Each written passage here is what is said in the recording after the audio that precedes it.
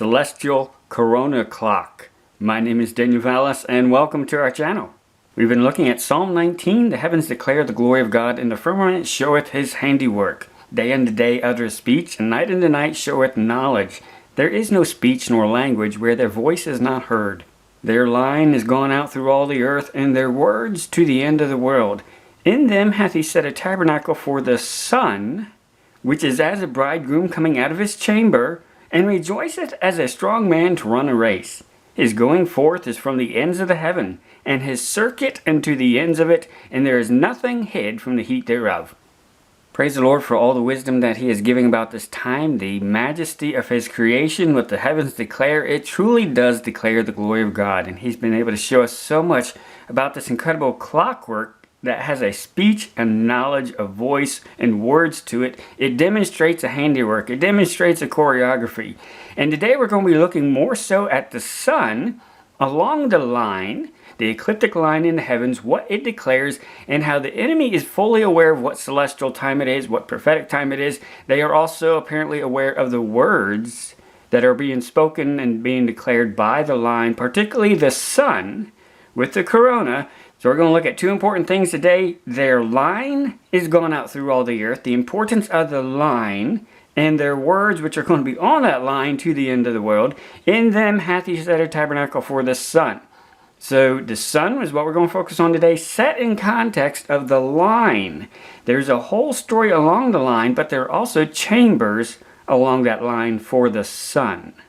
Let's dive right on in. In our last video, we covered a lot about this important time here in the celestial sea, the upcoming double conjunction on March 2nd, as well as Jupiter is going to be reaching a midpoint in the story of Pisces that is declared along the line. That particular chamber, that particular words and story, what is declared right there, so much in context of the great conjunction with Jupiter and Saturn, so much bringing us to where we are now in context, of course, in the peace and safety warnings.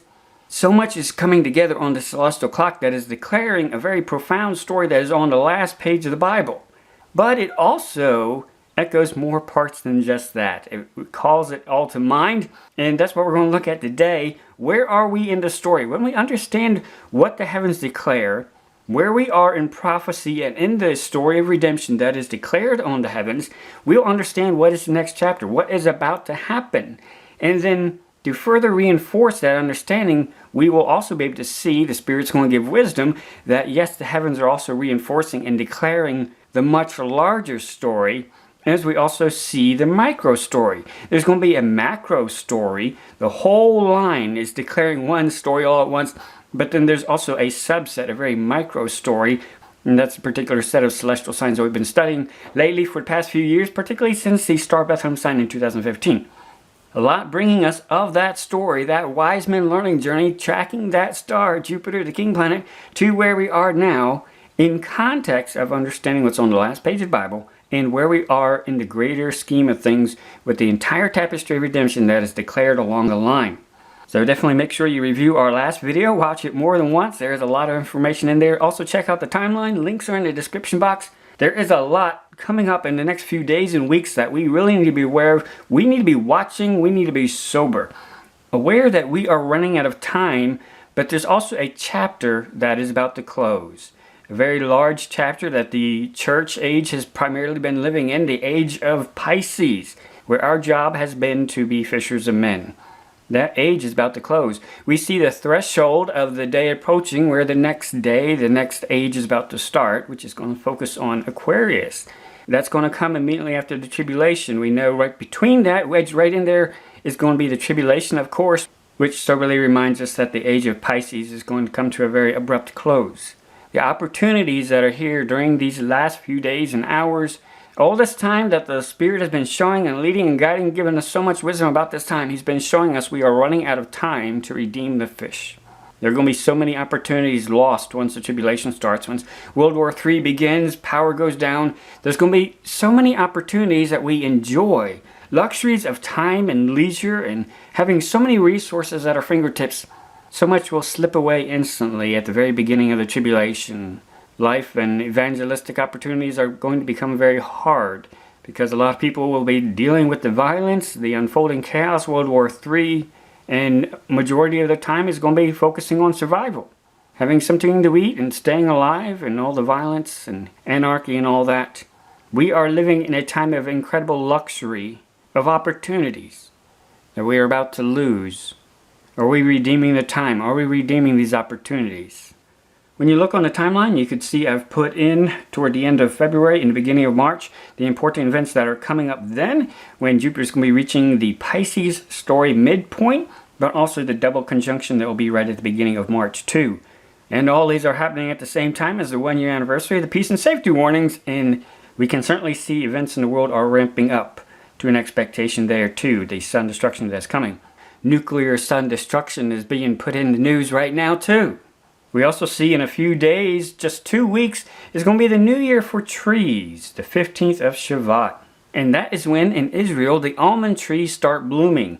And this marks a very important agricultural time in Israel, but also for us as Christians, there are very powerful prophetic overlays that tie in with some of the instructions that Jesus Christ gave us, particularly relating to the fig tree when it's replanted, but he also references to timing of all the trees as well too, focused on the primary subject of Israel though.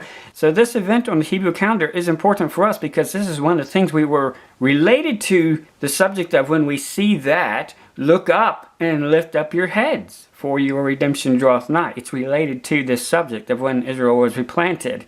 And so this agricultural picture is coming up in 2 weeks.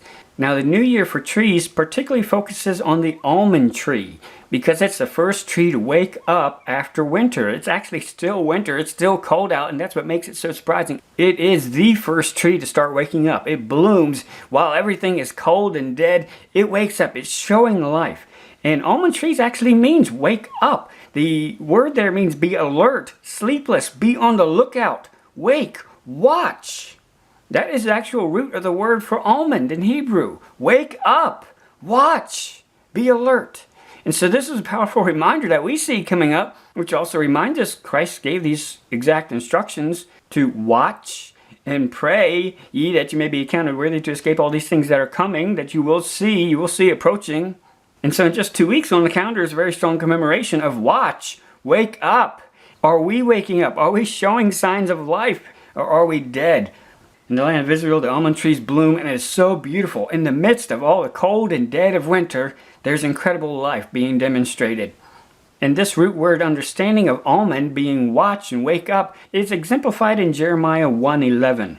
Moreover, the word of the Lord came unto me, saying, Jeremiah, what seest thou? And I said, I see a rod of an almond tree. Then said the Lord unto me, Thou hast well seen, for I will hasten my word to perform it. Now, of course, Jeremiah was seeing this and saying this in Hebrew. He says, I see a rod of an almond tree. I see it waking up. And the Lord said, just like you see the almond tree waking up, known for waking up in the midst of everything else appearing dead, it will wake up. It is alert. It is awake. Likewise, my word will be performed. What I have said, I will do. It may seem like the Lord is not doing anything for a while, but when he has said something, it will happen. And he's telling Jeremiah, it is about to hasten. It is about to bloom and put forth because it will be fulfilled. And so we're at an agricultural time, the midst of January, the latter part of January. That is when the almond trees wake up. But again, it's also when Israel commemorates this day, associating it with the replanting of their own nation, replanting of Israel. And so as Christians, this should catch our attention because of what we're told. Look for this sign within this generation. The rest of the prophetic events will happen. It will hasten.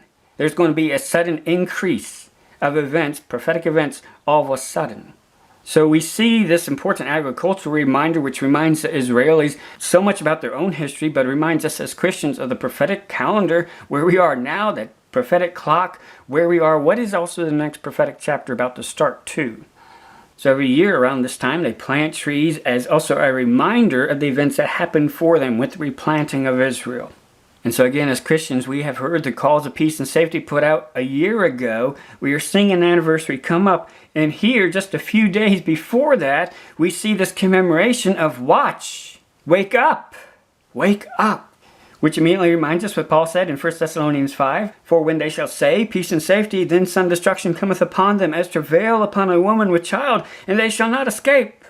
Therefore let us not sleep as do others, but let us watch and be sober.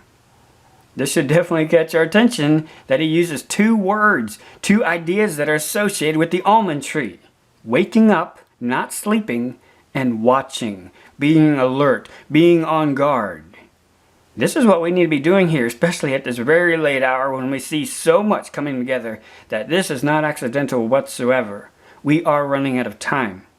Definitely review the timeline every single day. Now, praise the Lord, I was able to go outside and get a few pictures recently with all the winter weather. It's more wet and rainy, so it's usually more cloudy. But I finally had a good, clear night and was able to go outside, look at the stars, look at the celestial line in the heavens, look at the celestial clock, and just be reminded in the context of the Spirit showing wisdom and outpouring of insight into what's going on right now. He is showing us all this because he is trying to catch our attention. We are running out of time. And it's so beautiful. Looking toward the west, I could see Venus, and understanding this double conjunction that's coming up in a few weeks.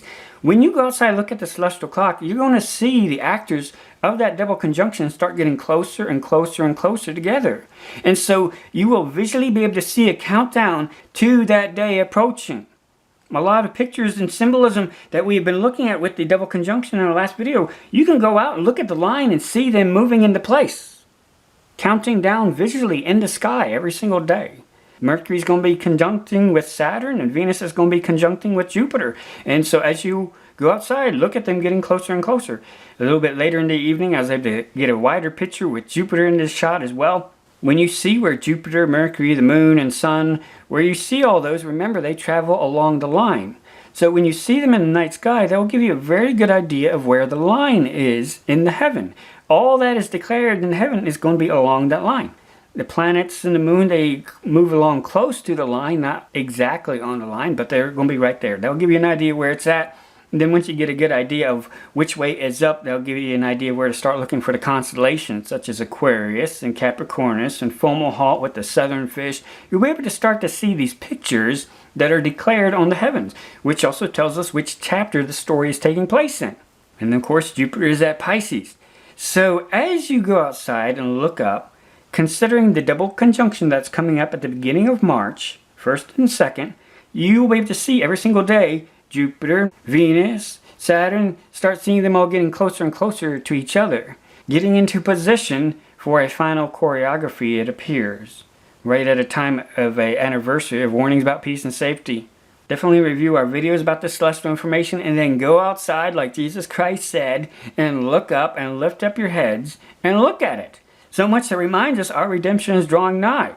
We are running out of time. The age of Pisces is about to come to a close. And as we touched on in our last video, this upcoming double conjunction also reminds us of the conjunction back in 2020 with Jupiter and Saturn. Caught the world's attention. It was very visible, very rare how close it had happened as well. But it also happened exactly on the winter solstice, which is an astronomical event related to the sun as it travels along the line. So the fact that both of these events happened at the same day should definitely catch our attention. We've talked about it several times before, but the Lord has given a lot more wisdom on that. When we look along the line for December 21st, the winter solstice in 2020, that is when Jupiter and Saturn had their conjunction right at the tail of Sagittarius, right at the head of Capricornus, there on the left, right in the center, right at the center of the Milky Way. That is when the sun was right at the center of the Milky Way, intersecting the galactic equator, right on the winter solstice, which is a midpoint along the equator. Now again, Psalm 19 tells us that the sun was deliberately placed there. It's as a bridegroom coming out of his chamber. And the astronomical markers along the line define the chambers. Job even talks about the chambers of the south. That's where you can more easily see the different divisions along the line. That's where the best visibility is, looking toward the south usually. And so the more that we look at the line as a storyline and their chambers, the more we can start to see Psalm 19 and why the macro story, the larger story, is also important at the same time that there's a micro story going on too. We've been looking particularly at the micro story since 2015 with the Star Bethlehem signs, but there is a much larger story that's also going, but it's a much slower moving story. And that involves the sun, where it takes place at the equinoxes and the solstices, because it's crossing important lines. Now in 2020 was very important because it crossed a very critical line at the Milky Way. the area that is often associated with the throne of God, just because of the fiery stream there. This is an interesting subject to consider in 2012. Remember all the talk about the end of the world? You may have heard different people were talking about, oh, the sun is crossing the galactic plane and this is an important time. And yes, it was starting to cross the galactic plane around that time. But they were saying even back then in 2012 that no, the sun started crossing the galactic plane several years prior. It started around 1975. Now, when you look at the line, you have to understand that the sun and the moon and the planets move to the left. Sometimes the planets will go briefly to the right, but generally everything along the line goes to the left. And the precession of the solstices means that the marker place of the solstices and equinoxes is shifting to the right. So every single year, the winter solstice and the vernal equinoxes takes place in a slightly different spot, shifted ever so slightly. You have one story that is moving to the right, while there's also another story movement going to the left. The ones going to the left are the micro story, whereas the movement to the right is the macro story. So in 1975, the sun was at the winter solstice, but the diagonal line there, which is the galactic equator, it's essentially moving to the left, but really everything is shifting to the right. So it's getting closer and closer to the vertical line there in the center, which is the winter solstice. And so in 1975 is when the sun, because of the precession, the winter solstice is slowly shifting to the right. So it's starting to get closer to the diagonal line where it suddenly touches it in 1975 at the winter solstice. And so every year leading up to 1975, the galactic equator line was getting closer and closer and closer and closer to where the winter solstice is. In 1975, it finally touched. The sun, with its corona, was finally touching the galactic equator, the midst of the Milky Way. The galactic plane is what it's also referred to as. But in 2012, you may have heard a lot of people referring to, it was in 1998, that is when the sun reached the exact middle of the galactic equator at the winter solstice. You can see the diagonal line there, that's the equator that runs through the Milky Way. That is when it lined up exactly with where the winter solstice line is. It took them a few years to go from the corona on the one side to now being at the midst at the winter solstice, 1998. But it wasn't until 2020 that's when the sun finally emerged at the winter solstice completely on the other side of the galactic plane, on the other side of the galactic equator. That is when it was finally clear in that line the midst was back in the corona at the winter solstice. Now, as you remember some of the events and keywords that were really present in 2020, this may be catching your attention. The enemy knows exactly what they're doing in 2020. None of that was accidental whatsoever. They are watching and fully aware of the celestial clock, the line, and the importance of the sun along the line, and as it moves from one chamber to another chamber, when it crosses divisions of those chambers. You could say in 1975 it reached the door of the division between these chambers, the one on the left versus the one on the right. In 1998 it was halfway through the door. But in 2020 is when it finally cleared the door and was finally in the next chamber. The sun as a bridegroom coming out of his chamber. The sun as a bridegroom coming out of his chamber. So this should give us some pause and reflection when we consider that on the winter solstice in 2020, which was the same day as the great conjunction of Saturn and Jupiter, the king planet and time, the same day the sun had finally finished coming out of the door of the chamber, moving from the left into the right chamber. On this exact same day that the celestial heavens were also punctuating, it's time. It's time. The bridegroom cometh. Go ye out to meet him. He is on his way. He is on his way. He has just left his chamber. And friends, this should send some goosebumps up your spine when you consider the messaging that was declared in 2020. and the enemy was fully aware of it. They knew that 2020 was the year of the corona, which is why you saw a lot of that messaging put out by the children of darkness. And especially the more that you study, you could see that they were planning it a long time in advance. They knew the importance of this astronomical time approaching years in advance. They were getting ready for it. Everything that unfolded in 2020 was done very deliberately, leading up to the events where we find ourselves today.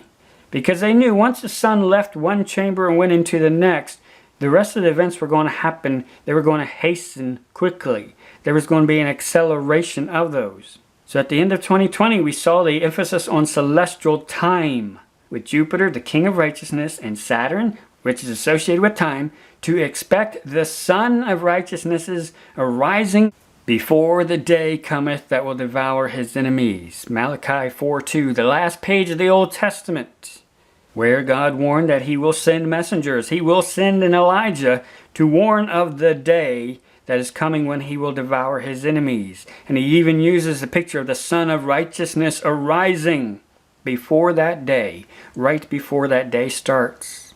There have been messengers, there have been Elijahs sent out to warn so many people that that day is approaching. We are also reminded in 2 Peter 1:19, where he even uses the illusion of the sun arises. The sun, which is the day star, rising is likened to the final fulfillment of prophecy, which served during the dark time. For most of mankind's history, we've been in the dark. We've had prophecy as a light, telling us what is coming, but it's not until Christ came when we started having more light, but also understanding there is coming a day when the Son of Righteousness will fully arise, when he's going to be fully prominent and visible. That's going to be during the last 1,000 years. And it is that day star rising that is likened to the arrival and fulfillment of prophecy, when it is finally hastened what the Lord said he will do. So as we look along the line, and we can see in 2020, the winter solstice, the year of the corona, we could see that specifically and definitely marked when the sun was starting to rise, when it had finally entered the next chamber. The first time in mankind's history that the sun had fully crossed the Milky Way. When we look at the celestial clock, we also talked about, we understand where we are in the picture because of the events of Pisces and the events that happened at the crucifixion, when the sun was darkened at Aries, and the world could look up and see Pisces, the stars there, and emphasize that yes, the Son of Man, the Lamb of God, came to redeem the fish. And that is a picture we see on the micro story. But on the macro story, we also see the shift that's slowly been taking toward the right. And we can see at the time of Christ that the winter solstice took place right at the tail of Sagittarius, right near the head of Capricornus. Back at the time of the crucifixion, when the Lamb of God was slain, but he also fulfilled the role of the atonement goat sacrifice too. Remember, we talked about that. Hebrews 9 and 10 talks about that. On the day of the crucifixion, Christ fulfilled Passover and the Day of Atonement at the same time. Paul explains that real clearly. And that was another story that was told along the line at the crucifixion. Because while they were looking at the sun over at Aries and Pisces, the winter solstice marker, that line, was between Sagittarius and Capricornus, marking that part of the macro story. You had the micro story with the events right at Aries, but there's a micro story that is also pointing to Capricornus and Sagittarius. Where when we fast forward to our time, the winter solstice in 2020, the same day as that great conjunction of Saturn and Jupiter, where did that take place? That took place right at the tail of Sagittarius and right at the head of Capricornus, right at that same marker where the sun was having significant astronomical events at the time of Christ, and pointing to that part of the story. And this is a very important concept that you have to remember. There's a micro story, there's also a macro story. Where the 4 points along the line, the 2 equinoxes and the 2 solstices, those are important astronomical markers, and all 4 of those are pointing to particular parts of the story that are important. They are the slow story. They are showing you where you are at that whole general age, that whole general time. So several hundred years up to the time of Christ, the heavens were always marking the atonement goat sacrifice, while also at the same time marking Aries the lamb, one with the vernal equinox and the other one with the winter solstice. It was pointing to both of them because they are telling the same story. That is the macro story. And then you saw the micro events with the sun being darkened on the day of the crucifixion and the moon being turned to blood apparently around that time too. There's a macro story and a micro story. And so in our time, when we look at the micro story with the Great Conjunction, we see that it reminds us of the macro story that takes us place back to the first time when Christ came, what he started with the first fish, but then our time we see the Great Conjunction happens at the same marker while the macro story with the vernal equinox has moved to the second fish. See those two lines crisscrossing there at the second fish? That's the vernal equinox. And so then we can see, oh, the Milky Way and the winter solstice has shifted now to the midpoint where Sagittarius is about to release his arrow at his adversaries. He's about to pour out judgment on his adversaries and make them his footstool. That's the macro story that is going on right now, where we're also expecting the micro story of the fish about to be redeemed that he paid for the first time. There's a macro story and there's a micro story. Let's illustrate this even more. The horizontal line, that is the ecliptic line. The 12 constellations go along that. The blue line is the equator. The movement and rotation of the sky revolves around that, and Polaris. The galactic equator marks the Milky Way. But you also notice there's intersections of these different circuits in the heavens, which Psalm 19 reminds us of too. They crisscross at Pisces at the time of Christ. And at the time of Christ, the fall equinox was at Virgo, marking that the Son of Man had recently been born, and he is now the Lamb of God, and he was being crucified. But the macro story was playing on the celestial record player the sign of the Son of Man. It was pointing to the story about the one who would be born of a virgin. The sign of the Son of Man that is going to appear during the tribulation, as Jesus said in Matthew, that rehearses what the clock was already declaring at the time of Christ. It is the Son of Man. It's only about Jesus Christ, nobody else. The Revelation 12 sign is going to rehearse the story that has already been told. The one who did come, who was born and who was caught up to heaven, sat down at the right hand of the throne of God, waiting till his enemies be made his footstool. That celestial marker is recorded in Revelation because it's going to happen again.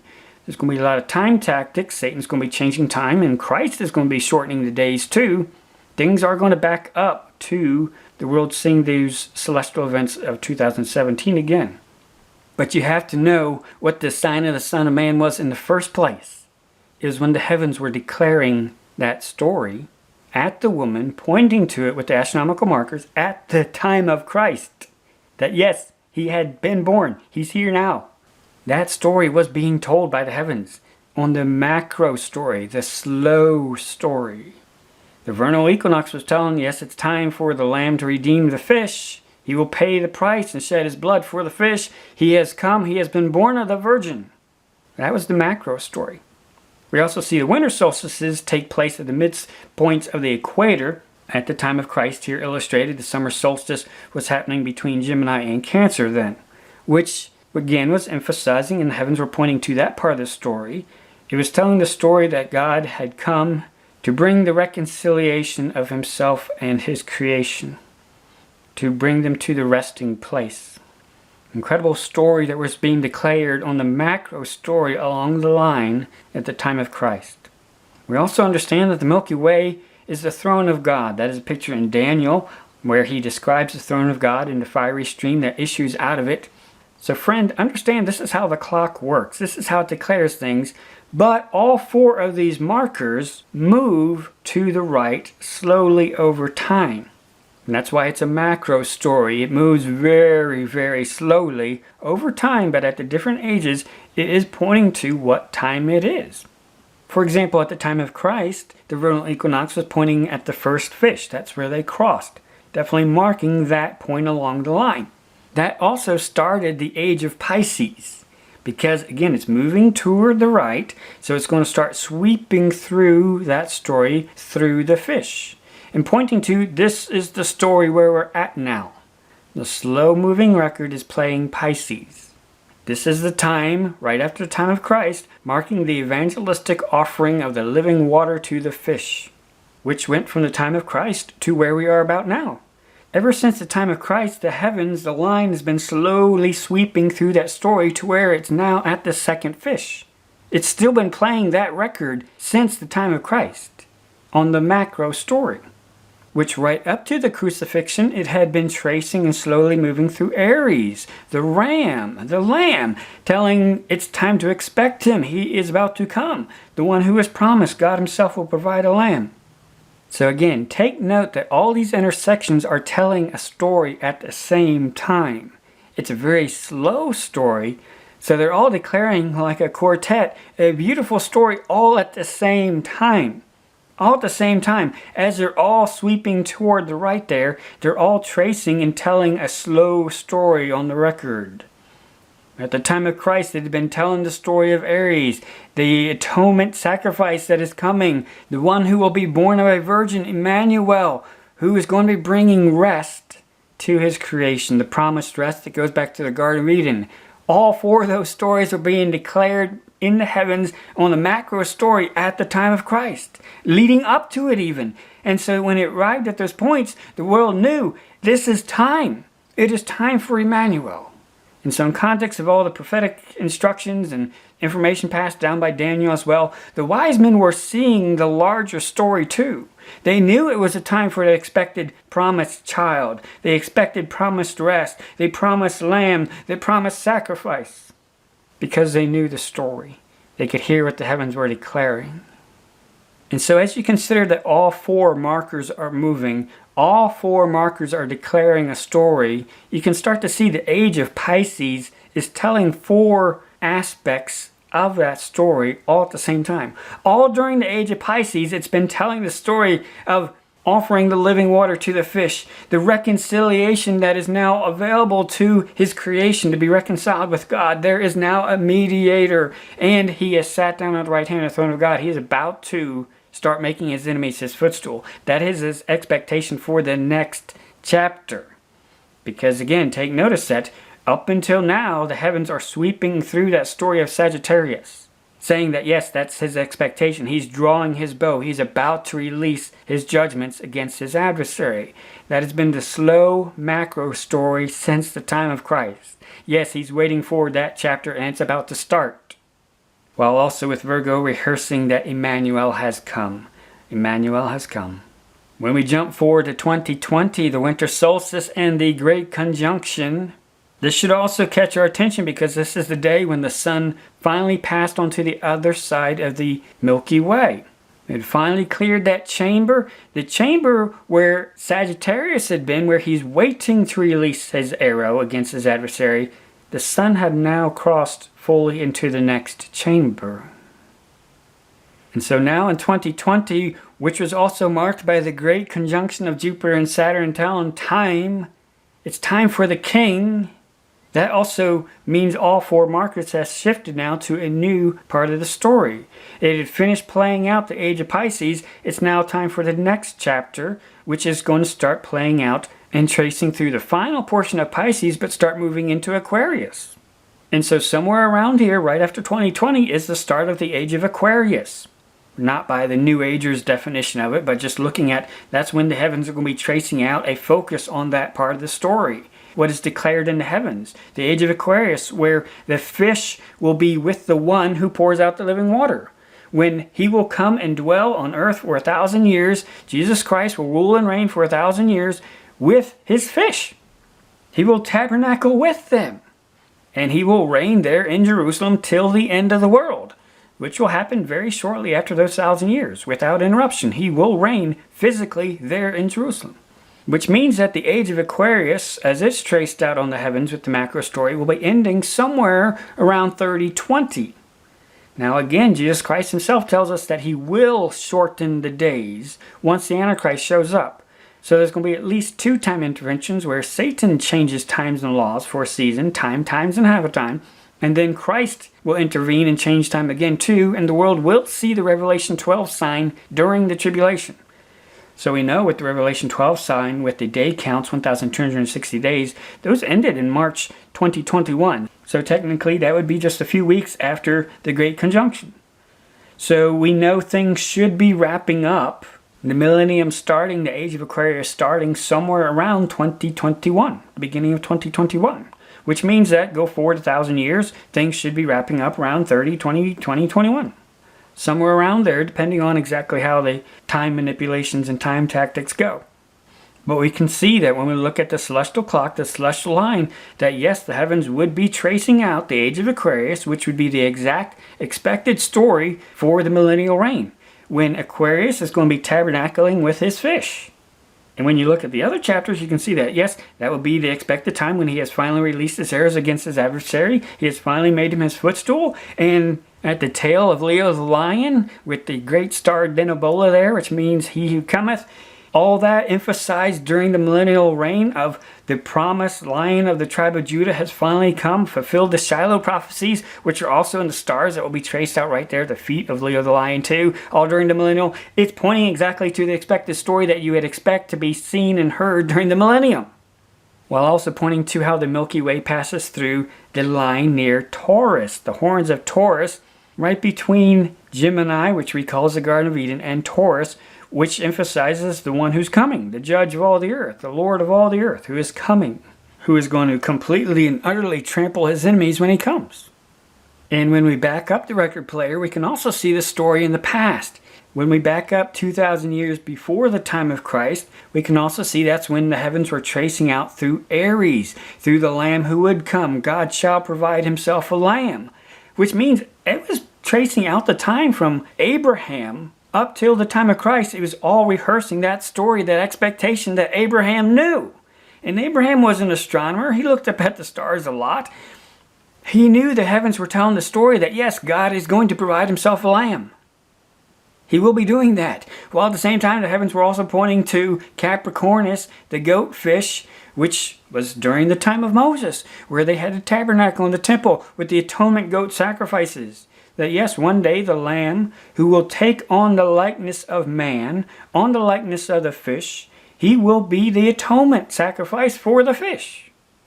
And also during those 2,000 years approaching the time of Christ, the heavens were slowly approaching the other marker leading up to the feet of the Virgin. It's about time for her to give birth to the promised child, the promised Son of God.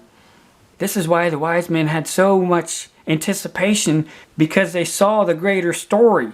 Again, remember, they were the Magi from Babylon. They had the best astronomical information going back thousands of years, all the way back to the flood. They knew what the macro story was. They knew what the macro story was. And they knew that it was getting closer and closer to Virgo. And they knew that, yes, it was lining up exactly with what Daniel, the chief of the Magi, had also said. Here's a time to expect the promised Messiah. This is when the prince is going to come. And as they saw the macro story getting closer and closer, it was also coinciding with the micro story they saw with the scepter star. The micro story that they saw, which also then led to Jupiter being seen in the arms of Virgo right when they were approaching Bethlehem, and that's why they were filled with exceeding great joy. Because they saw the reality of the celestial story. The reality of the celestial story. And you go back 2,000 years before that, that's when the heavens were tracing out the age of Taurus. The coming judge and ruler, the Lord of all the earth. That's when it was tracing through the bull, right, with his people who are going to be gathered to him, right, with Pleiades as well. The age of Taurus, the one who is going to trample his enemies.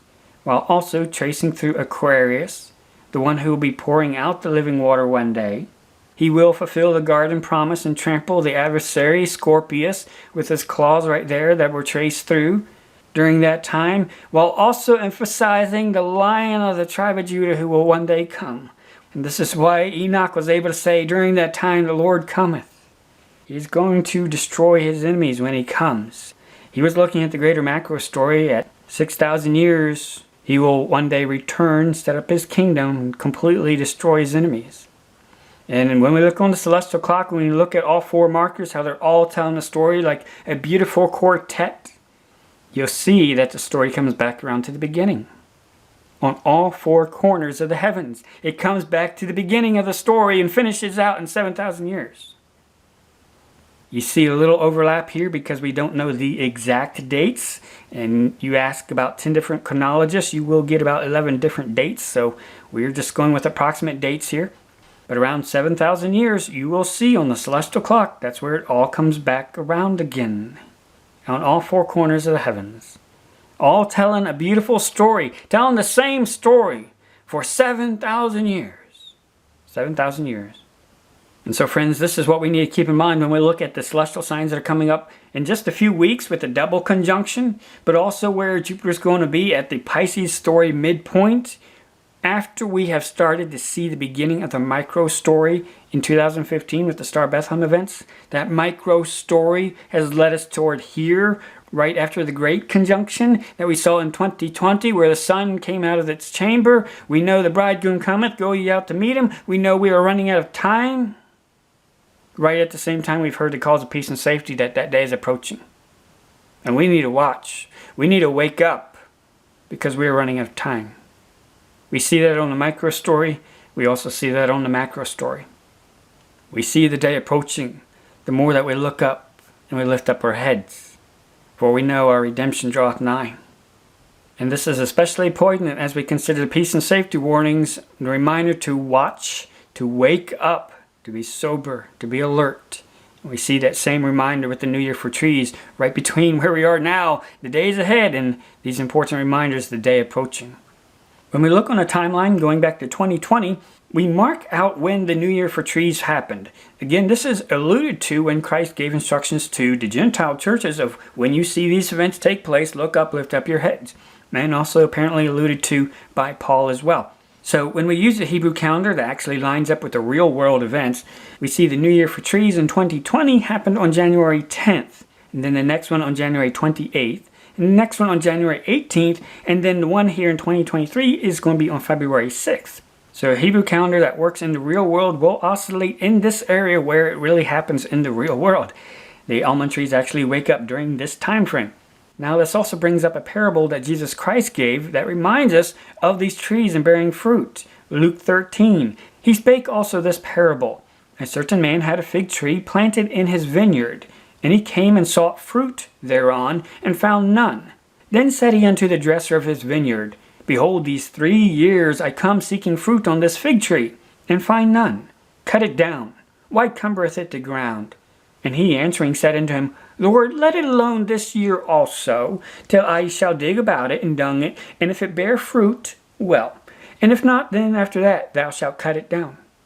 Now this is important when you look in Luke 13 that he's primarily emphasizing this toward initially the Jewish people. Christ's ministry was for 3 years, remember that? And he was looking for fruit. He was looking for the people to respond to him. He was showing them signs and wonders, and yet he was not getting very much response from them whatsoever. And that's why he judged them. When he rode into Jerusalem, he told them, on this is your day. And yet you don't even know it. You'll remember also at the time of his birth, the Magi came from the east. Because most people there in Jerusalem were not looking for him. Even the scribes and Pharisees who had a head full of knowledge. They couldn't even be bothered to go out and look at him. There was very little interest in the things of Christ when he came. He was here for 3 years. He demonstrated it, and yet the reception was very, very cold. And that is when he prophesied right at the end there that you are going to be cut off, Israel. You are going to be judged because you did not receive me. I showed you so much in front of you, and yet you did not receive me. So it was initially directed toward Israel, this parable, but there is definitely application for us too. And Jesus Christ told the disciples, everything that I told you, rehearse to all the churches, telling them to observe it. There are lessons. It is written for our learning. And the 3 years are very important because of the Jewish laws. A tree had to wait for 3 years after it's planted till you could eat of the fruit of it, and before you could give the tithes of it. And so New Year for trees was also a technical marking that also helped them keep track of the tithes of the fruits that are born. It helped them figure out which fruits were born after a certain day. Those would be tithed and those could be eaten at. It helped them figure that out. It helped them do the accounting for that. So in the parable, the master had been watching the tree for 3 years, but finally after 3 years, it had now been there for 3 years. And so after 3 years, he came and was starting to realize that this tree is probably dead. It may have some pretty leaves, but it's really dead. It can't produce any fruit. And that's the picture that Jesus used with Israel at that time too. But it's important that they had a date to calculate when fruit could be taken of that tree. Which means that when we consider 2020, if that really marked when the bridegroom came out of his chamber, we need to start going out to meet him with our heart and lives, demonstrating that we hear him. And so much happened within that year. There were definitely things that were kick-started within that year. Things were planted. So we should consider that January 10th, New Year for trees then, that probably in a way marked when an almond tree was planted. Because within that year, within 2020, that was the wake up. Wake up! Now is when you need to wake up.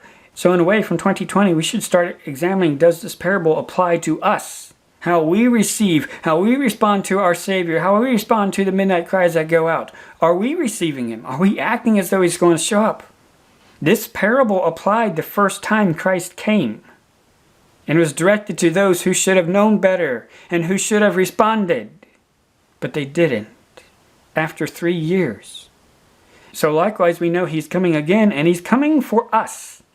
Those who profess and put their faith and trust in Jesus Christ. So He's coming for us. So we should definitely consider that this is going to be happening again when He comes for us, particularly when we see things were started in 2020, at the beginning of 2020, which incidentally happened to be the New Year for trees.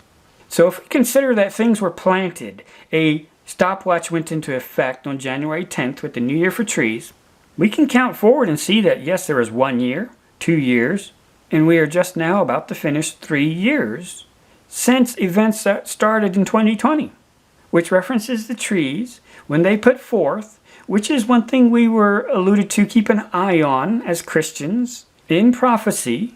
So there does seem to be an application there. So when we look forward 3 years, that brings us to where we are right now, right at expected time, with so much coming together right here. We've had a 3-year warning where God has been watching our responses. I truly believe this parable does apply to us. It applied the first time He came to the crowd He came to the first time, and it should be seen that it applies when He's coming the second time, especially when we consider everything He has said. So this brings up a question: when do you look for fruit on that fig tree that is planted in a vineyard? Now this is fascinating because He tells us He's specifically looking at a fig tree. A fig tree that is planted in a vineyard. So there's a greater context, but specifically a fig tree. So when would you look for fruit on a fig tree? After 3 years. How soon after the New Year for trees will you start looking for fruit? Well, the answer is just a few weeks. Because the time to check if a fig tree will bear fruit in the new year is to check the tree when it starts waking up. When it starts waking up. Because the fig flower is the fig fruit. Most people don't know that. A fig is actually a flower. And so it will put forth before the leaves. Before the leaves. New Year for trees, for almond trees, that is mid to late January. But figs wake up from winter around early March. Around early March. Right toward the end of February. Knowing that the fig flowers will put forth before the leaves. So before even the leaves open up, you will start to see little buds that are going to be the figs. The final determination would be obvious early on if the tree was dead or not. If the tree was dead or not. You would look at the tree when it starts waking up. And so this is very sobering for us, what the Lord has been showing, and the Spirit's been giving so much wisdom and guidance. Praise His name. When we see this reminder right at the beginning of February. That would be for the almond trees, understanding in just a few weeks after that it's going to be the fig trees will be waking up, which is right at this window where we see so much coming together. And we have an expectation just from the agricultural pictures here that the anticipated fruit inspection in His vineyard will be happening sometime in the days and weeks after the almond trees wake up. Somewhere within February you should expect a fruit inspection. A fruit inspection. And this is sobering when we consider that February starts next week. Going back to 2020, the New Year for trees, what started within that time period, that was the year of Corona. January 23rd is when China really started locking down cities, and they made the announcement that they are canceling New Year's, which is huge. They were canceling New Year's, which would start on the 25th, so just a few days after that. So they started the year emphasizing Corona. Again, understanding the celestial clock. But you'll remember it's within hours of that announcement and things going into effect, right at the beginning of Chinese New Year, that is when the peace and safety was announced, also with Trump's vision for peace. He released that just hours from that. That definitely caught our attention, that the world was rapidly changing. Things were majorly going on. And his unveiling the vision for peace, of course, that got the news talking quite a bit, and eventually the Corona events overshadowed that as well, too, though. But Trump's Abraham Accords, those were also in that window of 2020, remember? And they specifically, even in the White House documents, spelled out peace and safety multiple times. And so we saw all that. We knew, okay, this is at one of the highest levels we know. The President of the United States is saying this multiple times regarding Israel, of all things, right here toward the latter end of the last generation. And so we knew that was the best call for peace and safety, warning that went out, bar none, up until that point, right when the world was falling apart, apparently. So we knew things were definitely shifted in high gear. And we also knew that the events were very sketchy that were unfolding too, particularly those who were aware of some of the Children of Darkness messaging leading up to that, with March 11th, 3/11, and Tom Hanks and all that. There was definitely a lot of skepticism, still is, with the official storyline, the events that were kicked into gear across the world. Across the world. Why did the world go crazy all of a sudden in 2020? Because they knew what time it was. Now it should catch our attention that both of these, Corona was around January 25th, Trump's Vision for Peace was January 28th. Both of these were really close right after the New Year for Trees, which relates to the almonds, wake up. Wake up! Remember, the peace and safety warning is when you hear them say this, you need to wake up. You need to make sure you're not sleeping. And both of these warnings went out just days after the New Year for Trees, when the almond trees start waking up. The trees that mean wake up, watch, be alert. And then toward December, Trump was really pushing his Operation Warp Speed to really speed things up, hasten things up. Remember that? But you'll also remember how the Lord was working so beautifully right at that same exact time, right at the beginning of the year, when he had us start preparing a place with the Brook Cherith, really finishing out the preparations here at the Brook Cherith. And the Lord worked it out so incredibly that we launched a video on the 25th exactly. I was preparing it the days before that, but then launched it, preparing a place on the 25th, the very day that Corona really went into effect officially, and had me pick up the shovel, implementing that on January 29th. That's when we picked up the shovel. Did what was in the power of our hand, with what the Lord was showing us, that we were running out of time. But he was also preparing a place, preparing a work. He was also observing us. What kind of servants are we? And we definitely emphasized that in 2020, how the Lord lined all this up. It was not a coincidence whatsoever, how he was working the events here on the ground level with the events on the geopolitical level. So much was telling us that time was very short, and to see the Lord hastening the events even here on the ground level caught our attention, that there was an urgency that we need to go forward in faith. And you'll remember 2020 was an amazing year just to see how the Lord was working so miraculously in so many ways. We completely rebuilt the patient wing here at the clinic. We built the laundry trailer, the generator trailer. He had to start the Rapture Library materials, mail out a lot of information to 100 different churches here in the area with Operation Heads Up, start working on the Rapture Library exhibits, start planning on a trailer or some venue for that as well. And even toward the end of the year, start planning on ways to make the clinic itself mobile, knowing it would have to be moved somewhere to a better facility for long-term meeting of the needs and viability. So again, it was so beautiful to see the Lord showing us a time, giving us wisdom to what was unfolding, but then also showing a way to minister and be his hands and feet during this time, this day that we see approaching. The trailer vessels were made knowing everything would have to be moved somewhere else to a more better facility. He had us finish up a lot of details with the existing clinic, then trying to get everything as close to functional as possible.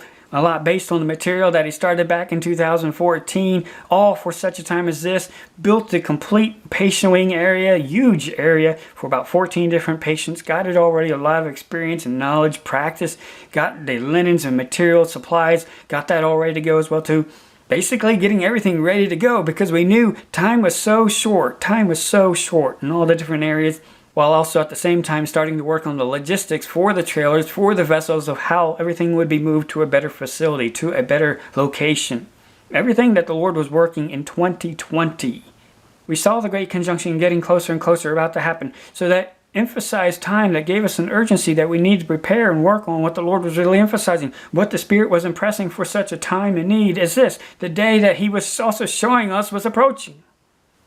And of course, the Great Conjunction was on the winter solstice, December 21st, 2020, when the sun, when it had finally passed from one chamber into the next chamber, when it finished passing the galactic equator. This Great Conjunction on the winter solstice that involved the sun along the line took place in 2020, the year of Corona. And with Trump in the midst of all that, definitely with a lot of emphasis on a phoenix figure, a sun Apollo figure, he really slathered on the fake tan, really overemphasizing a sun tan his entire presidency, especially toward the end though too, really emphasizing a phoenix concept. So it was very clear, especially now in hindsight, that yes, they knew it was the year of Corona related to the sun. The importance of the sun along the line on the celestial clock, on the macro story. The sun has just now come into the next chamber. It's time for the next events to start. The Great Conjunction is emphasizing it's time to expect the next events with the King. We also knew at that time on our celestial wise men learning journey that Jupiter was about to enter into Aquarius, which pours out the living water for the fish at his foot, the southern fish, and then ties in right next to the fish on his other side with Pisces as well, both of them in the celestial sea. So we knew we were at an astronomical transition point where it was about to portray the next chapter. It was about to enter the celestial sea, which is heavily described on the last page of the Bible. That portrayal of all those aquatic themes with the living water and everything. So our understanding even then, we knew the Great Conjunction, what's going on around that time, is very, very important. There's a lot we didn't know, we still don't know, but we could definitely see this is marking an important transition. Very important transition. But the Lord also gave us abundant wisdom of the tie-in with the vineyard prophecy and the pilgrims, because that winter solstice with the Great Conjunction was also marking the Pilgrims' 400th anniversary. That exact same celestial marker. You will remember with the Pilgrims, they had the Mayflower Compact where they covenanted themselves to God to bring forth fruit for Him on November 11th, 21st, depending on the calendar, but they landed on Plymouth Rock. They actually landed on December 21st. Winter solstice, 1620. Right near Martha's Vineyard. We've talked about this many times, Matthew 21:43. Jesus told the nation of Israel, "The kingdom of God shall be taken from you and given to a nation bringing forth the fruits thereof." He prophesied that there will be another nation, a Gentile nation, that will one day bring forth fruits for me. Which implies that that nation will be believers in God, or at least majority associated as a Christian nation. Is prophesied by Jesus Christ that yes, this would happen. They would bring forth fruit for Him, and that Christian covenant of that new independent colony was started in 1620. They signed the Mayflower Compact while they were on the ship on November 11th. And in the covenant they specifically said, having undertaken for the glory of God and advancement of the Christian faith. Right at the beginning, they spelled out real clearly, we are entering into a covenant with God to bring forth fruit for Him, for the advancement of the Christian faith. Deliberately to bring forth fruit for God. That was on November 11th, and just a few days later, on December 21st, 1620, that's when they actually landed. They crossed the bay, landed, and started to unload. It took them a number of days to finally get accommodations set up, but that is when they actually landed, on December 21st, the winter solstice. And where did they land? Not too far away from Martha's Vineyard and Vineyard Sound. Both of those areas were already named prior to the Pilgrims arriving. They were named in 1602. This other nation covenanted to God to bring forth fruit for Him. This vineyard landed in an area known for a vineyard. These are so powerfully connected together, hearkening directly to the prophecy that Christ foretold about the vineyard. His vineyard, Israel, the stone which the builders rejected, the same has become the head of the corner. The kingdom of God shall be taken from you and given to a nation bringing forth the fruits thereof. And it was around the Great Conjunction that the Lord gave wisdom about this pilgrim vineyard prophecy.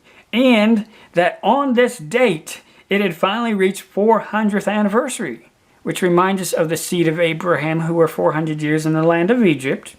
And he was foretold that he was going to have many more kids who would be through faith. And as Christians, we are seed of Abraham through faith.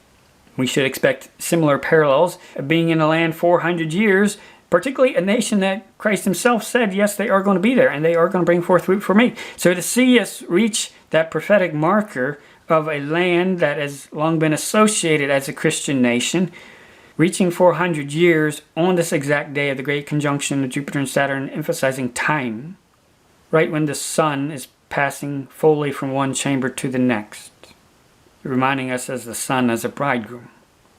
But it is also fascinating to find out that the last closest great conjunction of Jupiter and Saturn was back at the time of the Pilgrims.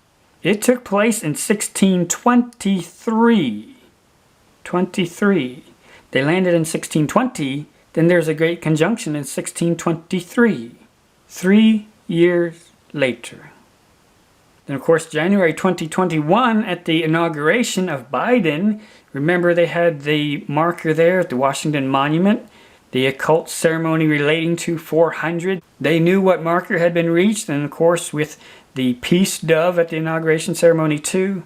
The enemy knows exactly what celestial time it is, what geopolitical time it is, what prophetic time it is. They know what the expectation is. Do we?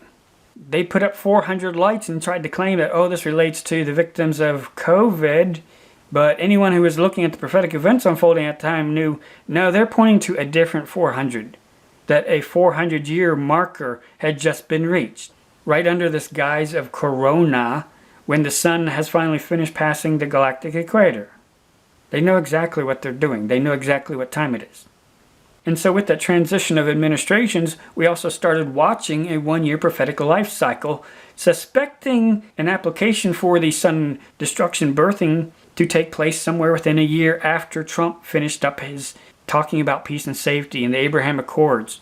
Those efforts ended at Biden, so we looked at, is there a year application window after that? And of course, the world was still going crazy at that time too, so we knew there's a lot reminding us we are running out of time. And then with the Great Conjunction, all that too. So we're specifically looking from a time period that went from one new year for trees to the next new year for trees. And it caught my attention that on the Hebrew calendar in 2021, the new year for trees started exactly on January 28th, which is an exact one-year anniversary of when Trump put out his peace and safety calls, which is on January 28th. I believe they deliberately planned it that way. I truly do. Because they can read scripture, they know prophecy, they know it's a time when the world should be waking up, when Christians should be waking up. And they love to mock that.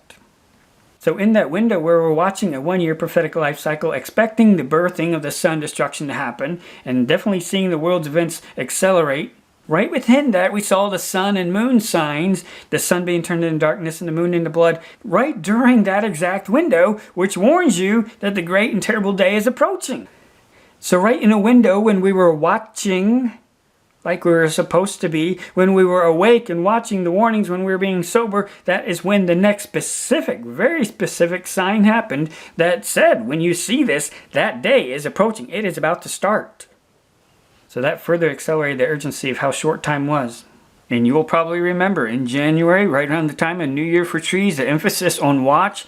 What were some of the keywords that we were starting to hear as we were getting to the end of that one-year prophetic watch window where we were expecting sun destruction to come? What were some of the keywords we were starting to hear and things we were starting to observe in the world?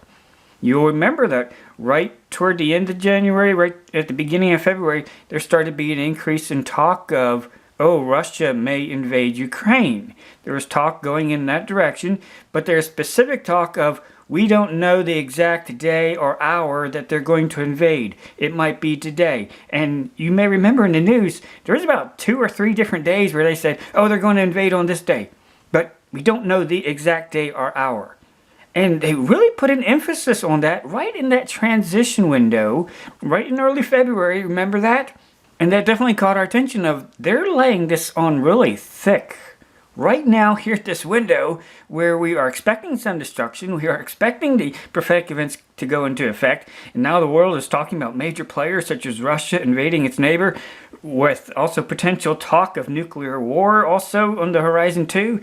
All that was meshing together with not knowing the day or hour, which reminds us, Christ said he's coming, you won't know the day or hour. When he shows up, he's coming like a thief. And so we were really intently watching that, and then right in the midst of that, about 2 weeks after that talk started, on February 23rd, that was the cause of peace and safety when Russia invaded Ukraine. The talk there in the UN Security Council, we had a video from that time just showing all the clips of them saying it, repeating it. It was so obvious and heavy-handed, them mentioning peace and safety. Peace and security, those exact same phrases in context of the potential for nuclear war to take peace from the earth.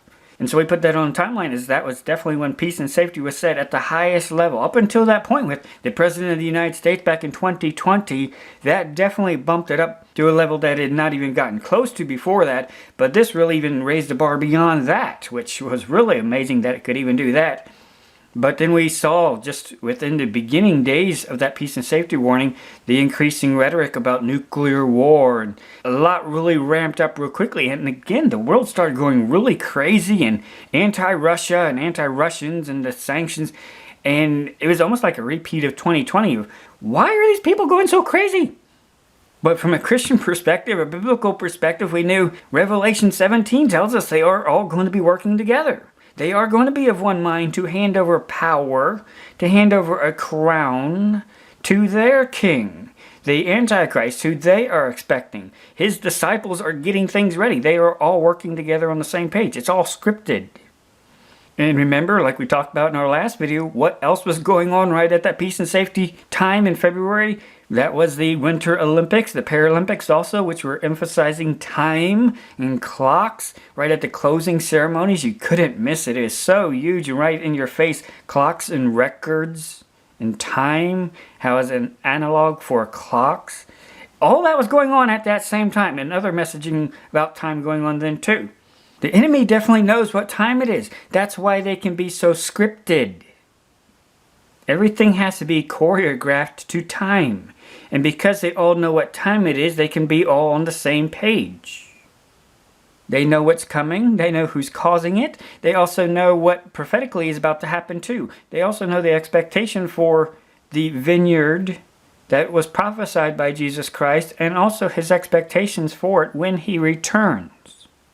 They know very important prophetic events will circulate regarding the vineyard, the prophesied vineyard that Jesus Christ foretold, which right now is America, holding the remnants of the pilgrim strangers within the land that are here. They know things are about to happen to that vineyard, that it is also about to be cut down also. And again, when we consider the events that happened at the beginning of 2022 with the Olympics and Paralympics, messaging then, and the peace and safety warnings, and leading up to that, not knowing the day or hour, that was right at the time of the late February fig tree wake-up following the New Year for trees. So all these 3 years, all these major events are going into play after the New Year for trees, when the emphasis is on watching and waking up 2 times. The peace and safety in 2020, the peace and safety in 2022. Both times, both of these instances happened right after the New Year for trees. The emphasis on wake up. And that was Paul's exhortation. Don't go asleep. Wake up. Watch. Be sober. Be alert. Be on guard. And both a double peace and safety warning right in that context. The enemy knows exactly what they're doing. They know exactly what time it is. They know what is at stake. And as we step back and look at what the Lord was doing over these past 3 years, trying to get us to wake up, trying to get us to be alert, trying to get us to avoid not sleeping, to change out of our pajamas, put on our work gloves, put on our work boots, and be found in his service with our loins girded till he comes. To wake up. To face the reality of what prophetic time is, that we are losing so many opportunities. He started that specific emphasis back in 2020, really emphasizing launch out too deep and let down your nets for a draft. You are running out of time. The Spirit emphasized that because the Spirit knows what's going on. He knows the bigger picture. And as we follow him and ask him for wisdom, he can give wisdom of the steps we should take. And when we go forward in faith, obediently, we can look back in hindsight and see how he has been orchestrating and weaving so much together, deliberately trying to get us to wake up, trying to get us to bear fruit. For such a time as this, our Lord has been proving his servants all these past 3 years. And it's especially sobering when we consider back in August of 2022, 6 months ago, half a year ago, the Lord was really starting to emphasize, now is when you put into effect what you learned with the rehearsal that we started back in 2020. Now you implement it. Now you can launch out into the deep. Now you can let down the nets for a draft. You have all the resources. You have so much ready. You all need to go out and launch out into the deep and let down the nets for a draft. The fields are white unto harvest. Don't look for 4 months from now, or 5 months, or 6 months from now. It's right in front of you right now. And that's what the Lord was emphasizing in August, September, October, November. Really emphasizing, laying it all out. You can do this right now. You have to launch now.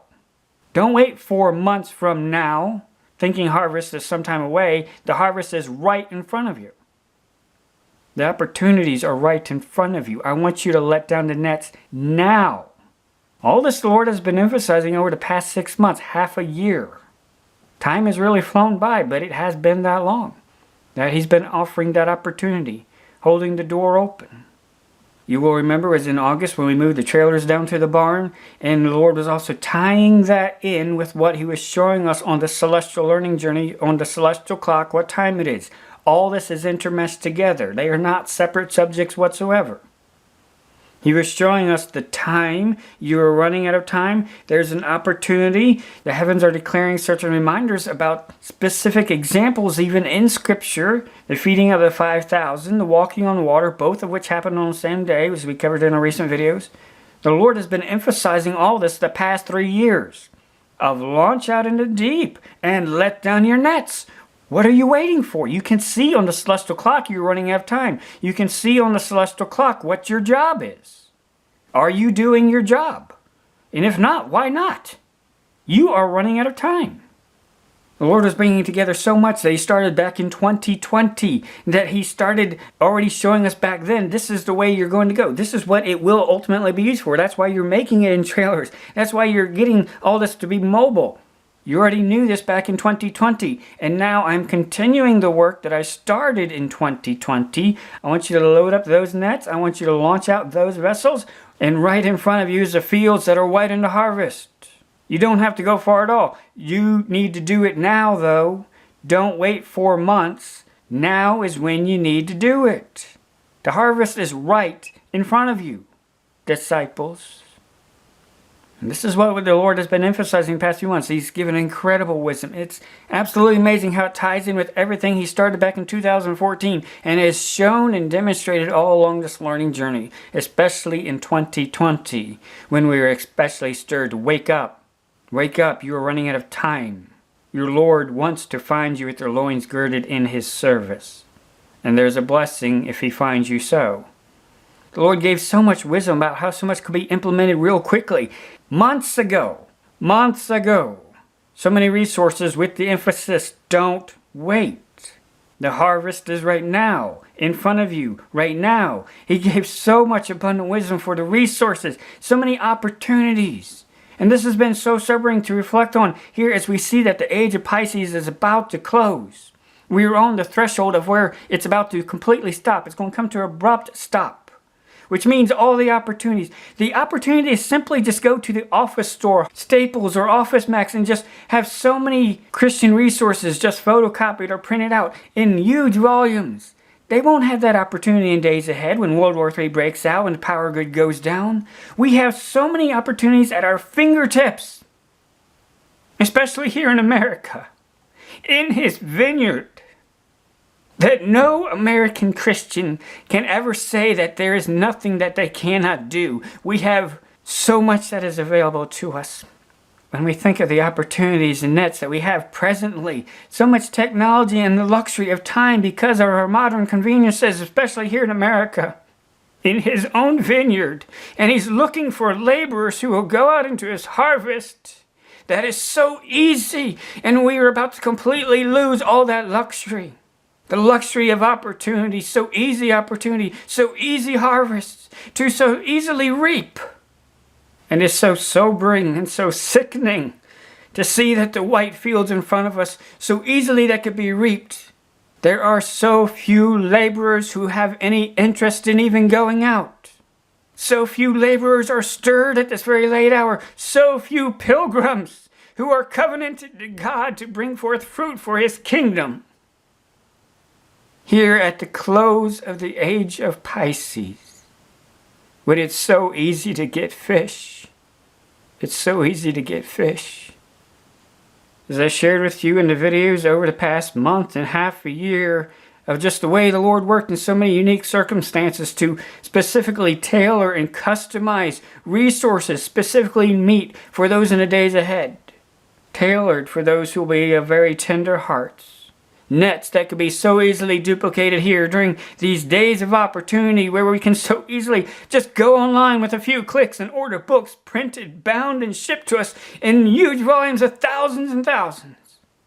So many opportunities the Lord has prepared, so many prototypes and the blueprints, and show you all. It's so easy to do this, folks.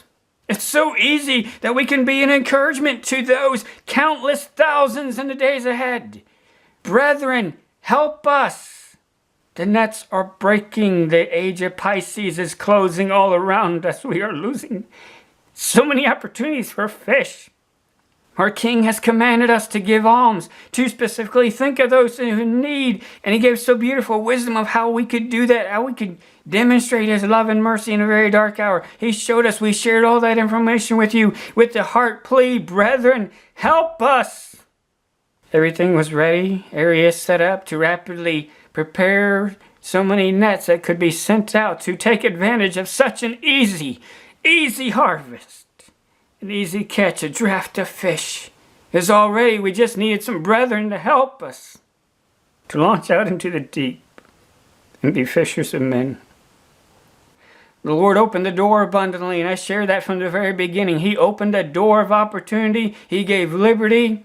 He blew the door open 1,000%. Every single step that I went forward and showed you what the Lord was working here at the Brook Cherith. He was enabling it the more that we went forward. Actually holding off the selling of the land, making it very clear that the Lord was holding the land for us if we would simply go through the door that he opened. And this was shared months ago, half a year ago. Launch out into deep now and let down the nets. You are running out of time. You are losing the opportunity of the harvest that's right in front of you.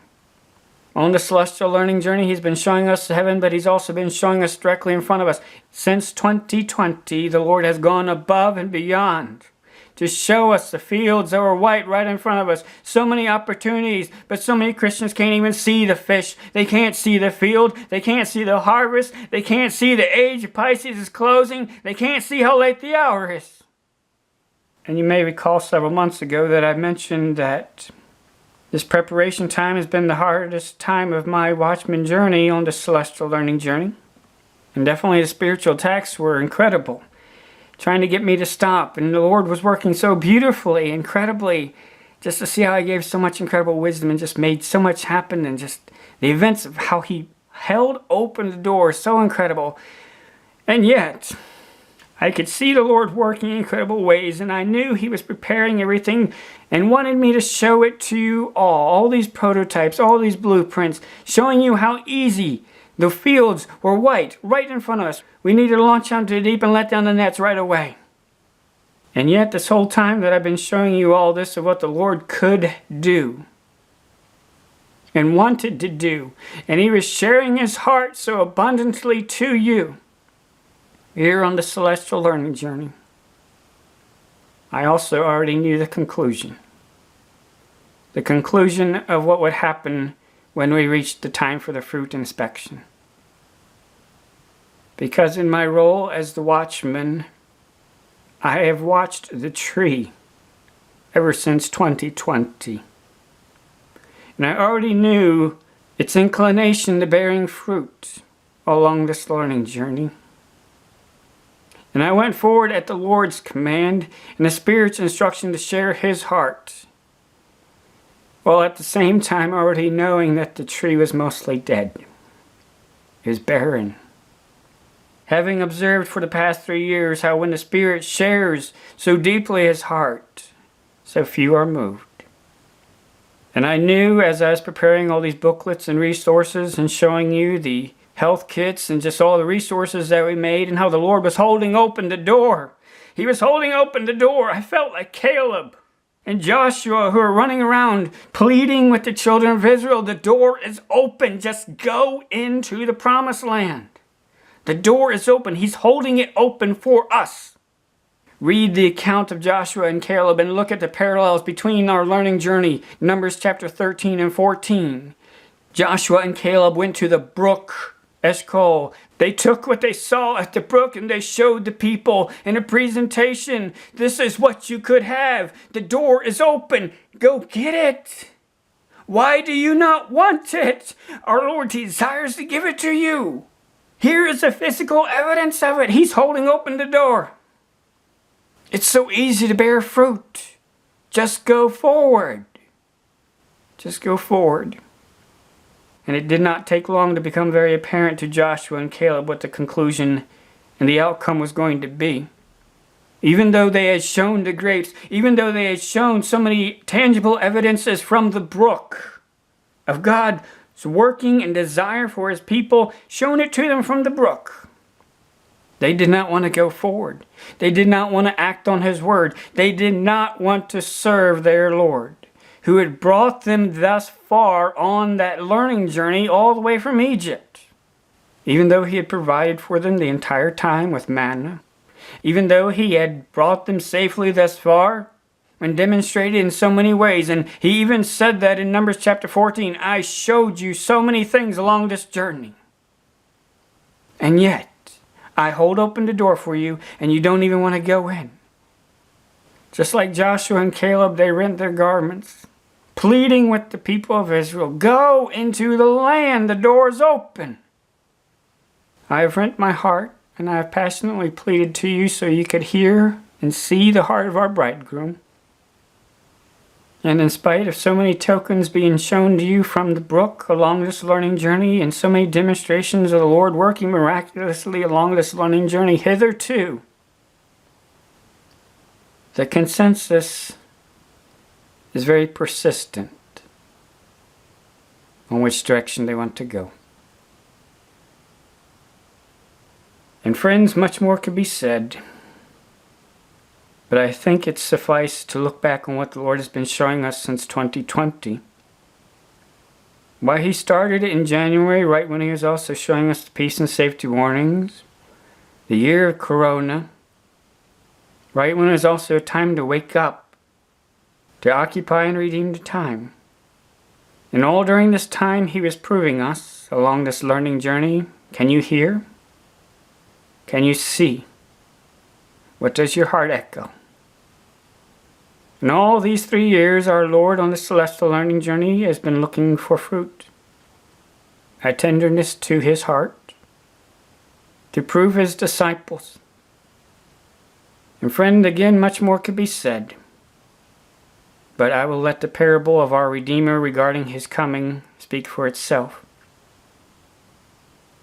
And it is my hope and prayer that you are ready for the fruit inspection. And that all these past 3 years you responded to the Spirit's pleading and stirring in your heart, that you are ready for a fruit inspection. 2020 was the first watch with the New Year for trees. 2021 was the second watch with the New Year for trees. 2022 was the third watch with the New Year for trees. And now we are approaching a fourth watch, where we should be awaiting the fruit inspection. So much in the world that the Lord has been giving us wisdom on, and that is why so many are still on this learning journey, because they know the Spirit is speaking and giving wisdom that only he can. He that hath an ear, let him hear what the Spirit saith unto the churches. We are running out of time. The age of Pisces is about to close. Everything the enemy has been doing has been very deliberate. In 2020, they kicked off their Corona, and also the different coincidences that went with that. And you'll remember in 2022, we pointed out just Because of the statistics that were very guarded, it was hard to come to conclusions, but many knew that the results of what they started in 2020 would have increased deaths, increasing to noticeable levels very soon. So in the beginning of 22, there's already anecdotal evidence from the insurance companies of a 40% increase of the death rate.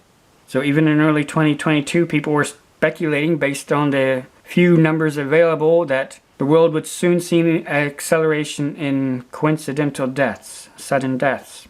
We shared that at the beginning of 2022, some of the information that was available toward that. And you may have noticed toward the end of 2022, it's become a lot more evident that people are dying of coincidence, sudden death. It's become a lot more noticeable to the average person. And you'll notice in online news and social media that when it's on the news, certain athletes have certain incidences of coincidence that people mumble about what they already know the cause to be. And you've definitely seen a ramp up in the number of notable deaths, which of course hints at the larger coincidences that are going on in our world. But you also see at the same time a certain unveiling and a more permissive discussion of the subject in news. You notice that ever since November and December of 2022. They are deliberately bringing attention to the subject related to what was started with Operation Warp Speed, when things were hastened and accelerated. And now we can look on the news and see that there's very obviously an agenda in play to bring certain news to stir people up and actually get them very upset and turn against the ones responsible for these coincidences. And you may have noticed that certain individuals are coming onto the scene acting as the devil's advocate with the Fauci files and Twitter files, and really seems to be starting to lead a charge to get people aware of certain things behind all these coincidences. You'll also remember in 2022 around Halloween he dressed up exactly as the soldier of Satan. That's the exact costume that he wore, and directly with the head of Baphomet right on the very front chest of it, where he lets you know exactly what type of soldier he is. And this individual who now owns Twitter still has that costume, the soldier of Satan, as his avatar. And yet this individual is the one who's playing the devil's advocate of stirring up the world and putting out these Fauci files and Twitter files, also showing what was going on around the January 6th events as well, leading a charge and getting people, stirring them to move in a certain direction. And you can see how certain things are being brought to the world's attention, how everything Musk is doing with Twitter is not out of the goodness of his heart. It is being done deliberately, playing people like a violin. Because Scripture tells us that these have one mind. Those who are orchestrating, getting ready to hand over power to the beast, hand him a crown, a corona. They're all working together as soldiers of Satan. And part of that order out of chaos will involve making people absolutely livid at the existing power structures so that they tear them down themselves. Make them so disgusted with their current leadership that they will beg for anybody to come onto the scene who appears to have power and leadership. You must tear down and completely destroy in the hearts of men the existing power structures before you propose a new leader who comes onto the scene, in response to the scenario that you have also orchestrated. And so as we see things accelerating, particularly here at the end of the year of 2022, and really becoming a lot more obvious in the news that they are drumming up angst and anger against certain administrations, you start to see how this ties into what was started back in 2020 with Operation Warp Speed, with certain individuals on either side of the inauguration. And you also remember at the time of the inauguration, the subject of the nuclear briefcase came up as well. You're going to see all those subjects come back into play because that's what they started stirring the pot regarding back in 2020. It's all relating to a corona, a sun, just as we saw at the beginning of 2022 with the corona code that we pointed out then, the invasion of Ukraine, a country associated with the sunflower. And it's even portrayed on their flag, with a field of sunflowers underneath a blue sky. They have a definite corona code here in 2022 that was set into effect in 2020. And here at the beginning of 2023, we see them bringing it all together, ramping up the public, playing them like a violin by Satan's own soldiers, publicly laughing at how blind people are, at what they're orchestrating and getting ready to hand over a crown and power to one who's about to come onto the scene. The world is changing, and it's being scripted.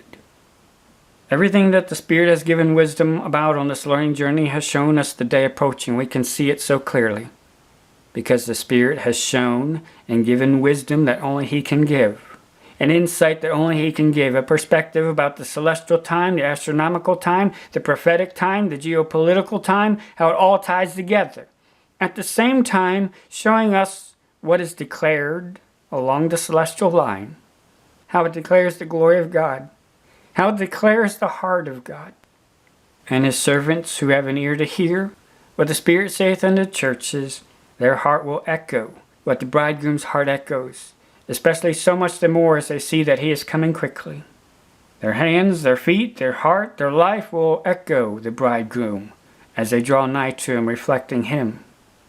How we live when we hear the trumpet calls at midnight, the bridegroom cometh, go ye out to meet Him.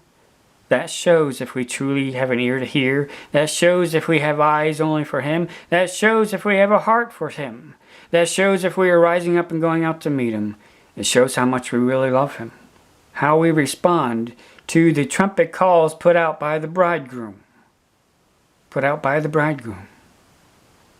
Luke 12:31, Jesus is talking to His disciples. But rather seek ye the kingdom of God, and all these things shall be added unto you. You got to do the first part though. You got to seek His kingdom first before you have the rest. Seek His kingdom first, and all these things shall be added unto you. Fear not, little flock, for it is your Father's good pleasure to give you the kingdom. He desires to. Sell that ye have, and give alms. Provide yourselves bags which wax not old, a treasure in the heavens that faileth not, where no thief approacheth, neither moth corrupteth. For where your treasure is, there will your heart be also. Let your loins be girded about, and your lights burning, and ye yourselves like unto men that wait for their Lord, when He will return from the wedding, that when He cometh and knocketh, they may open unto Him immediately. I want you to be like servants who are waiting for their boss to return, who they know has gone off to a personal event. He might be held over a little bit talking to people. He might pull into the driveway at 3 a.m. in the morning. You don't know exactly when. You will have a very good idea of it, but you need to be like His servants who are expecting Him to show up. Not dressed in your pajamas, girded up with your work uniform. You are ready to work because you are working till He shows up. That's what you need to be doing, disciples, when you know I'm coming. With your lights burning. With your lights burning. Blessed are those servants whom the Lord, when He cometh, shall find watching. Watching.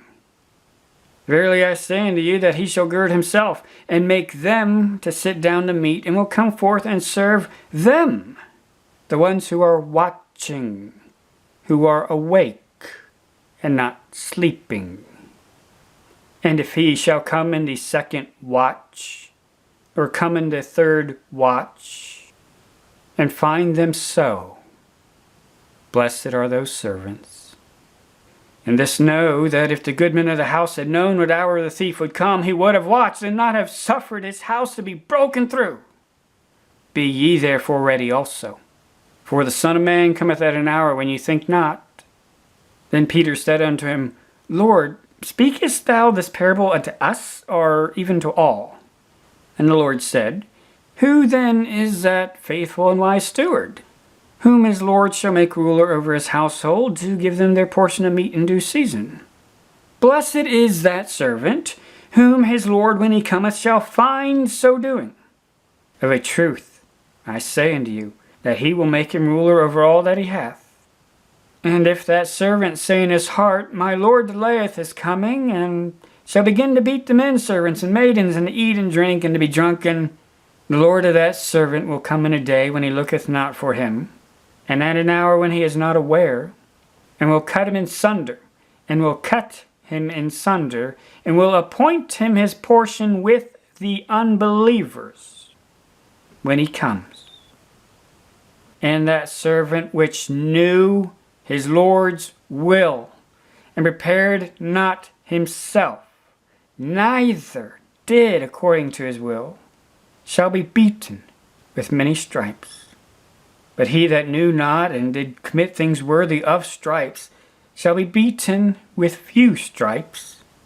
For unto whomsoever much is given, of him shall be much required. And to whom men have committed much, of him they will ask the more. Friends, this should deeply sober us when we see so many reminders of what the Lord is showing us of the timing of the events of 2020, with the emphasis on watch, and that there have been 3 watches since 2020. The first watch, the second watch, and we are now in the 3rd watch, aren't we? And Christ ties us to his coming of what we should be doing during those watches. Sell that ye have. Give alms. Take note of where your treasure is. Take note of where your heart is.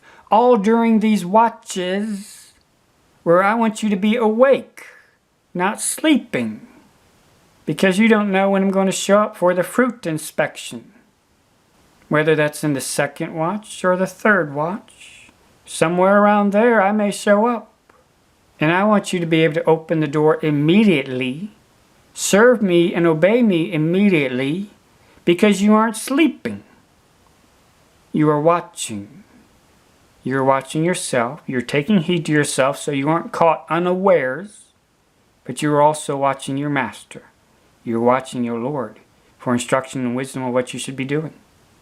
And if he shall come in the 2nd watch or come in the 3rd watch and find them so, blessed are those servants, and only those servants.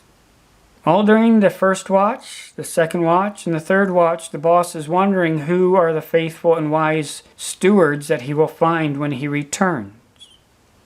And that is a question he's asking himself, because he knows when he returns, he is specifically going to reward those servants. He's going to sit them down and serve them. He wants to serve them. He wants to bless them. If he finds them so, when he comes somewhere around the 3rd watch. But he also specifically spells out what will happen to the servants that he finds sleeping on the job.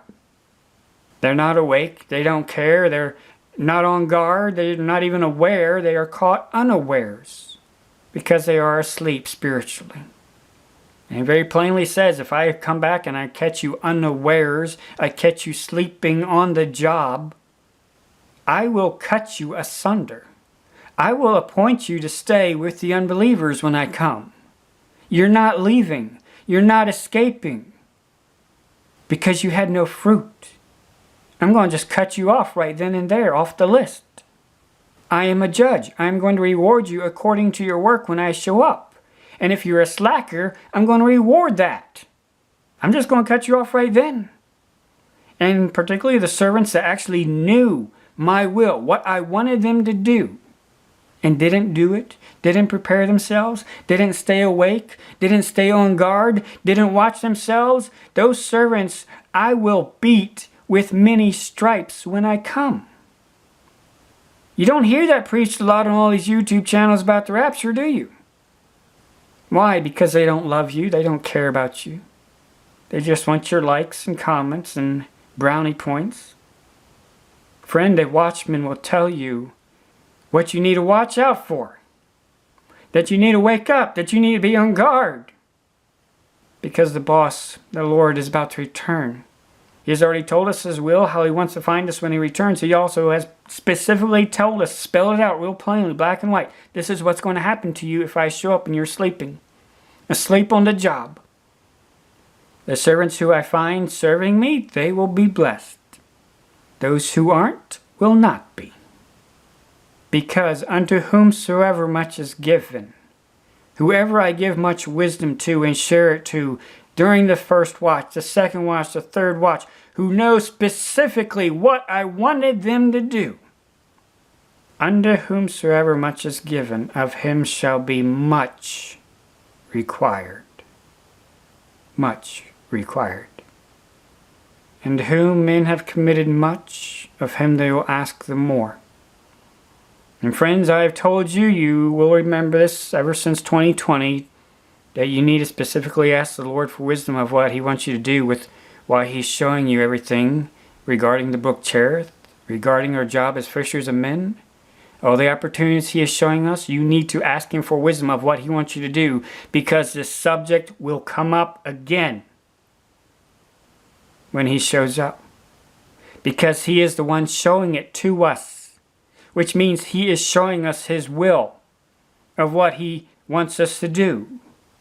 Whether here or there or somewhere else, it's what He wants us to do as His fishers of men. To wake up and do our job. And I have warned repeatedly, this subject will come up again.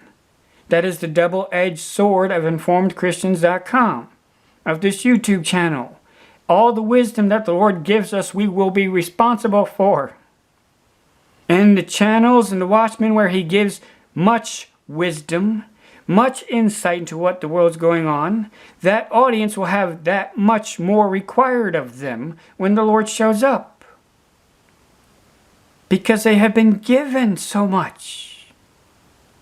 They have been given so much that they are without excuse. And it should sober us when the Lord gives us so much wisdom along this learning journey, showing us so much, especially over these past 3 years. Knowing that the subject will come up again. He is proving us. He is watching us. He is not entertaining us. If He shall come in the second watch, or come in the third watch, and find them so, blessed are those servants. Friends, I hope you are ready for the fruit inspection. And I hope you have responded all these 3 years, all these 3 watches, to what the Spirit impressed upon you. And it should deeply sober us as we read these instructions in Luke 12, to consider what the Lord is showing with the new year for trees. And then as our eyes glance down the page of Scripture, to see that this exact parable is only 16 verses later. He spake also this parable. A certain man had a fig tree planted in his vineyard, and he came and sought fruit thereon, and found none. Then said he unto the dresser of his vineyard, Behold, these 3 years I come seeking fruit on this fig tree, and find none. Cut it down. Why cumbereth it the ground? And he answering said unto him, Lord, let it alone this year also, till I shall dig about it, and dung it. And if it bear fruit, well, and if not, then after that thou shalt cut it down. Do you think the Lord placed both of these so close together by coincidence? Of what the Lord said He will do when He returns to those servants that knew His Lord's will and prepared not Himself, neither did according to His will?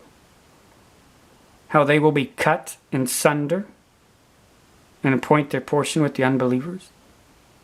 Just like He would cut down trees that do not bring forth fruit. At the 3rd year, the 3rd watch, fruit inspection. Friend, how are you going to be found? As servants of the Lord, are you going to be found with your loins girded, with your lights burning? Or will you be found completely asleep, profoundly deaf, profoundly blind? All along this celestial learning journey, especially the past 3 years, the Lord has simply asked us to do what is in the power of our hand to do. He has shown us His will, He has shown us His heart. And He has asked us to go forward, to seek His face for wisdom, to respond to all that He is showing us. And how we respond will be the demonstration of whether we can truly hear what He is saying. And if we have no desire to bring forth fruit in response to all that He is showing, then we do not have an ear whatsoever to hear the Spirit, because we have completely quenched it. Every branch in me that beareth not fruit He taketh away, and every branch that beareth fruit He purgeth it, that it may bring forth more fruit. Herein is my Father glorified, that ye bear much fruit. So shall ye be my disciples. Jesus at the Last Supper. The Last Supper which we are to do in remembrance till He comes. to have this ever in front of us, the heart of our bridegroom, the one who shed his blood for the fish, to remember his heart, to echo his heart, to be found in his vineyard, to be found in his fields of harvest, bearing much fruit, expecting his return till he comes. The Lord has shown us so much that we are without excuse, that we can see the day approaching, that we can also see what the will of our Lord is. And again, I am reminded of Numbers 13 and 14 with Joshua and Caleb. Everything that God showed them, all the tokens that were personally shown them by the brook, as God led them along the way, He held them accountable for it. And their excuses that they offered up, He made their excuses become reality. And that is why I've always emphasized no excuses, friends. Do not lean on any excuses whatsoever, because you will find when our Lord returns, He will make your excuses become reality. Just obey Him. Just serve Him. Just have an ear to hear. And draw nigh to Him with a true heart, without excuses, and therefore no regrets. Review the timeline and also go out and look up and lift up your heads and watch the celestial actors along the line start moving into position, reminding us that we are running out of time. We see the day approaching. Ask the Lord every single day for wisdom of what He wants you to do, and do it. Just do it. Avail yourself of all the resources that He has prepared along this learning journey to share His heart, to give wisdom and insight into His Word, to His instructions, so that we can prepare ourselves. So we can take heed to ourselves, so we can gird up and brighten up and be found with our lamps burning when He comes. He has given us this wisdom, knowing that He is approaching, knowing that we are the ones running out of time. He is the one who desires that we draw nigh to Him. He is the one knocking at our heart's door. Can you hear me? Will you let me in, so I can sup with you and you with me? Do you have an ear to hear what the Spirit saith unto the churches? Avail yourself of the much that has been given. The much that has been given. And also I must soberly recommend that you review our poster, The 3 Parables of the Wise and Faithful Servants, where Jesus gives the specific examples of what servants should not do, and the excuses that they should not be offering up. Because when He returns and asks for an accounting of the inventory of the opportunities that we had, He does not want to hear excuses. And just like the servant who wrapped his talent and opportunities in a napkin found out, the Lord made his excuse become reality. He didn't want to hear excuses. And when the servant said, "Well, you can make something come out of nothing, you didn't need me, I don't really have anything to add to what you can do," the Lord said, "Out of your own mouth I will judge you, and I will make your excuse become reality. You will have nothing. And even what you thought you had, you will not even have that." And then He told His servants, "Get this servant out of my sight." Christ tells us exactly what He wants to see, and also what He doesn't want to see. We're running out of time. We're coming up to a fruit inspection. We have heard so many trumpet calls at midnight ever since 2020. The bridegroom cometh, the celestial clock, the heavens have declared, the bridegroom cometh. He is come out of His chamber. He is on His way. Go ye out to meet Him.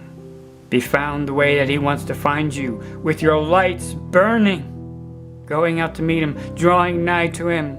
And friends, that is the whole crux of the parable of the foolish and wise virgins. Some were going the wrong way, knowing that the bridegroom was coming, realizing too late that they were not going to be found the way that they should have been. Friends, the trumpet calls are echoing louder and louder as our bridegroom gets closer and closer. Go ye out to meet Him. Go ye out to meet Him. So friends, let's rise up, trimming our lamps, girding up our loins, putting on our work boots, putting on our work gloves, rolling up our sleeves, and being found in service for our Lord when He comes. Going out to meet Him with our eyes, with our ears, with our hands, with our feet, with our heart, showing that we are hearing Him, that we are heeding Him, that we are loving Him, and that we will serve Him first and highest above all else, seeking first His kingdom till He comes. Maranatha.